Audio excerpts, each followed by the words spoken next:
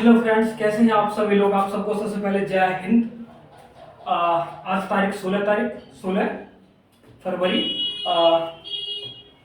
आज तारीख 16 फरवरी और हम 16 फरवरी की जो इम्पोर्टेंट करंट अफेयर रहे हैं उनको देखने की कोशिश करेंगे। कुछ इंटरनेशनल नेशनल जो हमारी पॉलिसीज वगैरह जो कुछ भी न्यूज में रहा होगा इम्पोर्टेंट, उसके बारे में हम डिस्कस करने वाले हैं।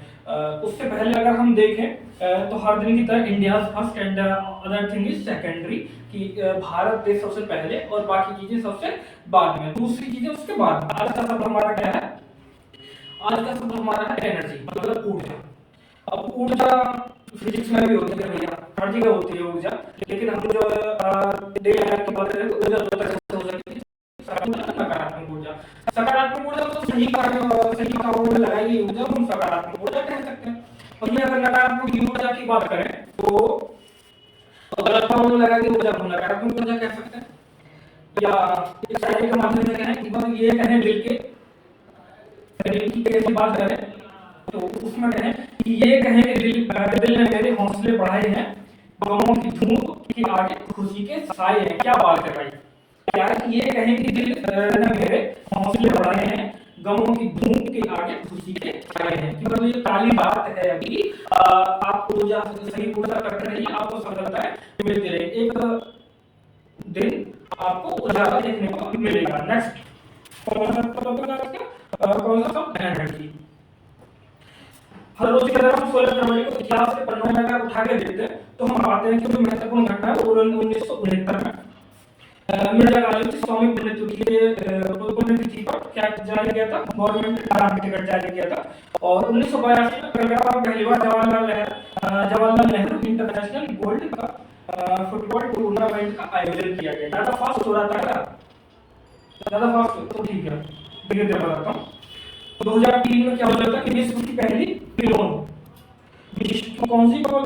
पहली क्लोन को क्या नाम है उस क्लोन का?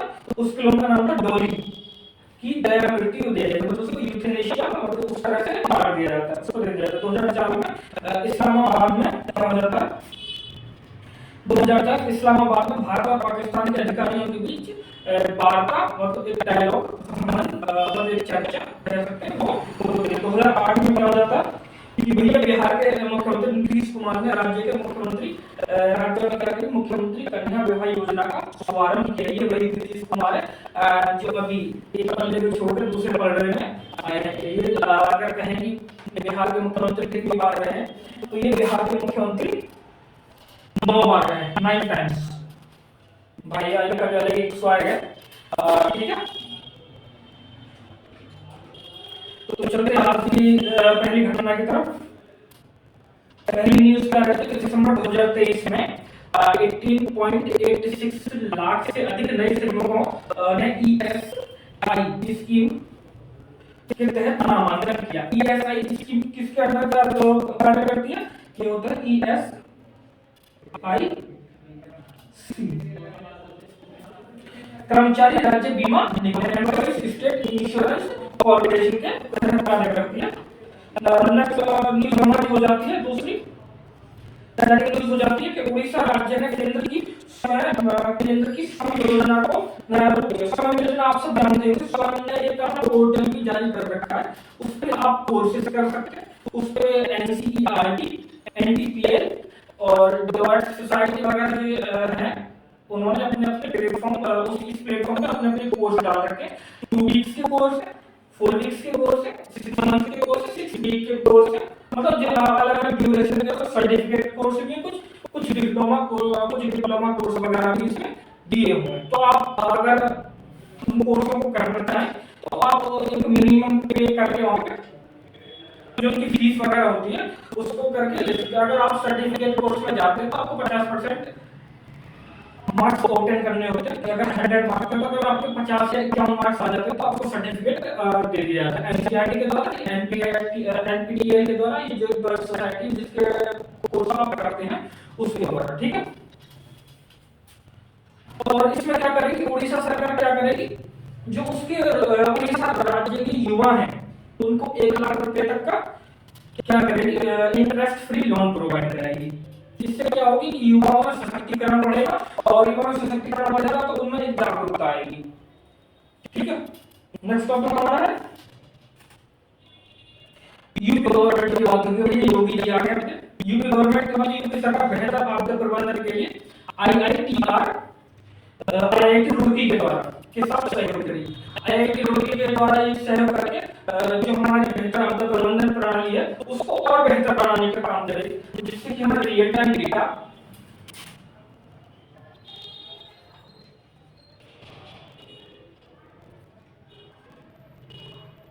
जिससे क्या है कि हमको रियल टाइम डेटा प्रोवाइड होते रहे और जो आपदा प्रबंधन है वो बेहतर तरीके से हो जाए, जान माल की कम से कम हानि हमको देखने को मिलेगी। ठीक है, उसको बढ़ाने के लिए यूपी गवर्नमेंट ने आईआईटी रुड़की के द्वारा सहयोग दिया है। ठीक है, हमारा कि विश्व सामाजिक मंच 2024 का 16वां सम्मेलन काठमांडू में होगा। काठमांडू है नेपाल।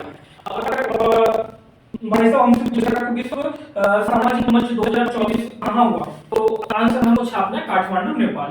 काठमांडू नेपाल, काठमांडू नेपाल में भूकंप भी आया था, वो आपको सबको जानकारी है। ठीक है, नेक्स्ट टॉपिक हमारा हो जाता कि इंडोनेशिया में विश्व का सबसे बड़ा एक दिवसीय चुनाव संपन्न हुआ और इसमें क्या है कि प्रोबो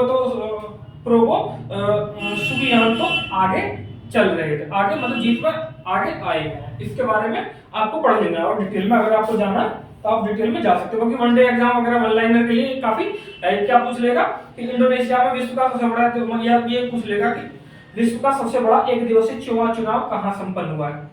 विश्व का एक दिवसीय सबसे बड़ा चुनाव कहाँ सम्मेलन कहाँ संपन्न हुआ है, वो ऑप्शन छापेंगे इंडोनेशिया में। ठीक है, ऑप्शन में क्या छापेंगे, ऑप्शन में इंडोनेशिया छापेंगे। ठीक है, नेक्स्ट टॉपिक अरुणाचल प्रदेश संतोष ट्रॉफी 2024 के राष्ट्रीय फुटबॉल चैंपियनशिप के 77वें संस्करण के अंतिम दौर की मेजबानी की। अरुणाचल प्रदेश ने कौन सी संतोष ट्रॉफी 2024 के राष्ट्रीय फुटबॉल चैंपियनशिप के 77वें संस्करण के अंतिम दौर की मेजबानी की। तो अगर इसमें कैसे क्वेश्चन बन सकता है, इसमें क्वेश्चन बन सकता है कि संतोष ट्रॉफी 2024 की राष्ट्रीय फुटबॉल चैंपियनशिप 77 के अंतिम दौर की मेजबानी किसने की, अरुणाचल प्रदेश ने की। अरुणाचल प्रदेश ने की। ठीक है,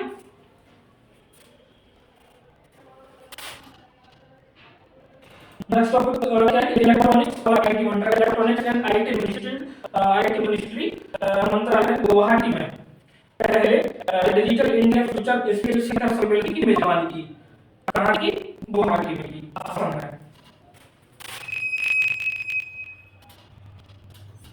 कहाँ पर की, असम में। गुवाहाटी में, गुवाहाटी में कामाख्या मंदिर भी है, ये भी आपको ध्यान रखना है। ठीक है, नेक्स्ट टॉपिक हमारा है केंद्रीय मंत्री रूपाला ने अध्यक्षता एआईडीएचएफ योजना शुरू की। एआईडीएचएफ योजना क्या है, एनिमल हस्बेंड्री को प्रमोट करने के लिए है। और एआईडीएचएफ की फुल फॉर्म अगर हम देखें तो एनिमल हस्बेंड्री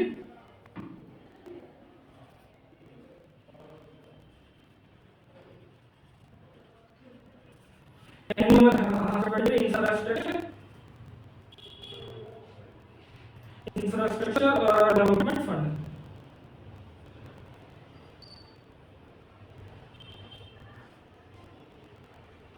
डेवलपमेंट फंड। अब कुछ इधर लिखा तो कह रहा है कि इधर ले लिया भाई, आपको नाराज करके हम नहीं जाएंगे, नहीं जाएंगे ना, नाराज करना नहीं है। तो animal husbandry infrastructure development fund AIDHF योजना चालू की है रूपाला।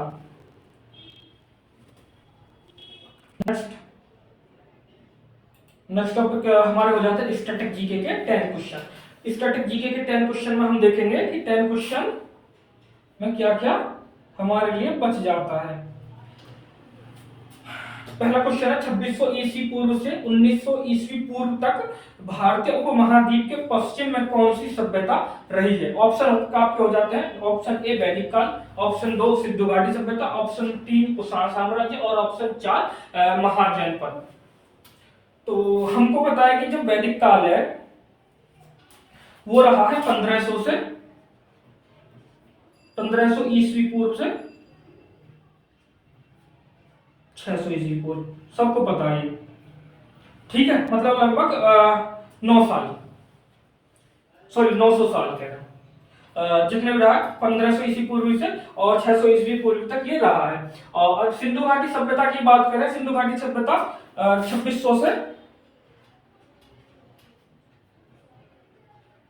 1900 ईस्वी पूर्व तक रहा है। तो हमारा ऑप्शन कौन सा सही हो जाता है, सिंधु घाटी सभ्यता हो जाता है। लेकिन उसके बाद भी हम देखते हैं कि कुषाण साम्राज्य की अगर बात करते हैं तो वो रहे 30 सीई कॉमन इरा से 37 5 कॉमन इरा तक, मतलब 30 कॉमन इरा से 375 कॉमन इरा तक रहा है। कौन सा, कुषाण साम्राज्य। अगर महाजनपद की बात करें तो महाजनपद क्या कि 6 बीसी से 4वीं बीसी तक रहा है, बिफोर कॉमन इरा तक रहा है। तो हमारा ऑप्शन कौन सा हो जाता है, सिंधु घाटी सभ्यता हमारा राइट आंसर हो जाता है। नेक्स्ट में कि हर्षवर्धन के राज्य का समयकाल क्या था। हर्षवर्धन के राज्य का समयकाल कौन सा था, हर्षवर्धन को 606 से लेके, ऑप्शन बी 606 से लेके 647 तक, 647 ईस्वी तक हर्षवर्धन के राज्य का समयकाल रहा था।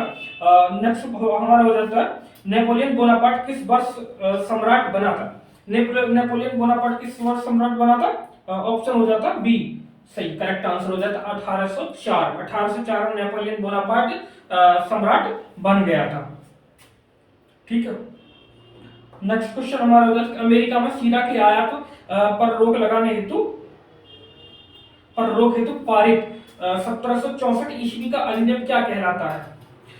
शीरा को हमको पता है कि शीरा किससे बनता है, शीरा बनता है शुगर से, गन्ने से बनता है ना, शुगर केन से। तो इसमें कौन सा एक्ट होना चाहिए, इसमें एक्ट होना चाहिए, राइट आंसर भी यही है, कौन सा, शुगर एक्ट। अगर इसके बारे में हम थोड़ा सा जाने तो जो स्टाम्प एक्ट है ये आया था 1765 में आया था, 1765 में आया था। और जो ग्रेन बिल एक्ट है ये आया था 1763 में। और जो शुगर एक्ट किस में आया था, 1764 में शुगर एक्ट आ जाता है। अगर हमसे ईयर पूछेगा तो 1764 लिख देंगे। ठीक है। नेक्स्ट क्वेश्चन नंबर 5 कि अंतरराष्ट्रीय वाणिज्य मंडल का सचिवालय कहाँ है। अंतरराष्ट्रीय वाणिज्य मंडल का सचिवालय कहाँ है, बहुत इंपॉर्टेंट क्वेश्चन है और ये आपको पूछा जा चुका है। ठीक है, एसएससी में कि अंतरराष्ट्रीय वाणिज्य मंडल का सचिवालय कहाँ है। अंतरराष्ट्रीय वाणिज्य मंडल का सचिवालय हो जाता है पेरिस में, ऑप्शन डी पेरिस। पेरिस किसकी राजधानी है, पेरिस राजधानी है फ्रांस की। किसकी राजधानी है, फ्रांस की राजधानी है पेरिस। नेक्स्ट हो जाता कि पेमेंट एंड सेटलमेंट प्रणाली अधिनियम, payment and settlement system act कब पारित हुआ था, ये हम सबको पता है कि 2007 में हुआ था, option B is the right answer हो जाता। नेक्स्ट टॉपिक हमारा है कि एलोरा का कैलाशनाथ मंदिर किसने बनवाया था। बहुत इंपॉर्टेंट क्वेश्चन है, यहाँ आपको लोगों को कंफ्यूजन हो जाता है कि नरसिंह वर्मन द्वितीय ने बनवाया था या राजाराम कृष्ण फर्स्ट ने बनवाया था, क्योंकि ये क्वेश्चन क्या है कि बहुत घुमावदार नहीं है, लेकिन साल में सीधे पूछे जाते हैं, फैक्चुअल बेस्ड क्वेश्चन है, इसमें हम लोग गलती कर देते हैं। अगर एलोरा का कैलाशनाथ मंदिर की बात करें तो ये बनवाया था राष्ट्रकूट राजा कृष्ण फर्स्ट ने। कब बनवाया था ये, 757 ईस्वी से लेकर 783 ईस्वी में बनाया था, option A is the right answer.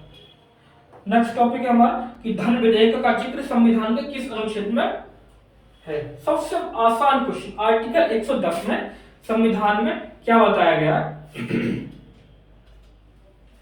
Article 110 में क्या बताया गया संविधान में, धन विधेयक मतलब मनी बिल की बात की गई है। आर्टिकल 111 में क्या बताया गया, वीटो पावर ऑफ प्रेसिडेंट की बात कर रहे हैं, वीटो पावर ऑफ प्रेसिडेंट 111 में। और 112 में क्या बताया गया, आर्टिकल 112 में बजट की बात की गई है।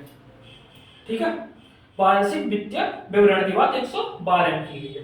तो हमारा राइट आंसर हो जाता है 110, आर्टिकल 110। निम्नलिखित में से कौन सा विषय 7वीं अनुसूची में समवर्ती सूची, 7वीं अनुसूची की समवर्ती सूची में, मतलब जो 7th शेड्यूल है उसकी कॉन्करेंट लिस्ट में कौन सा सब्जेक्ट है, कौन सा, सार्वजनिक स्वास्थ्य और स्वच्छता, या वन मतलब फॉरेस्ट, स्टॉक एक्सचेंज या एग्रीकल्चर कृषि। तो कौन सा है, आंसर हो जाता है हमारा बी वन मतलब कि फॉरेस्ट। अगर हम देखें 7वें अनुसूची में आर्टिकल 246,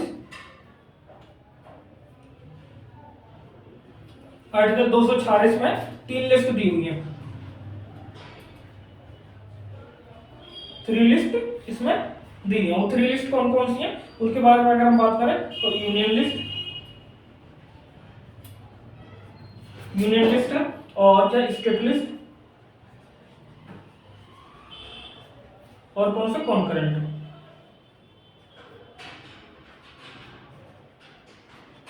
लिस्ट है।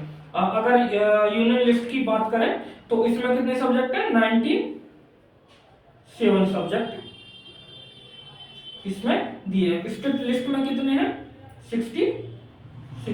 ये क्वेश्चन पूछा जाता है इसलिए बता रहा हूँ, 66 सब्जेक्ट। और कॉन्करेंट लिस्ट में कितने, सबसे कम 47 सब्जेक्ट।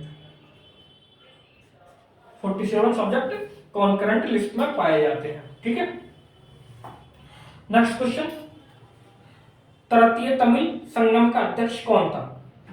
तृतीय तमिल संगम का अध्यक्ष कौन था?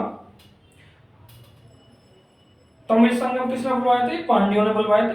और इसका जो अध्यक्ष था वो कौन था, वो था नकीर था। इसको तमिल साहित्य का क्या बोले जाते हैं, स्वर्ण युग।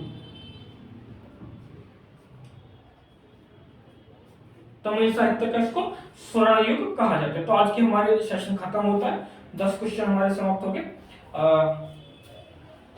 आप हमें यहाँ फॉलो कर सकते हैं, लाइक कर सकते हैं, वीडियो को शेयर कर सकते हैं, सब्सक्राइब कर सकते हैं, और आपको टेलीग्राम पर यहाँ ज्वाइन कर सकते हैं, पिनाक जीएस के नाम से आप टेलीग्राम को कर सकते हैं। ठीक है, इजाजत चाहते हैं, बाय, जय हिंद।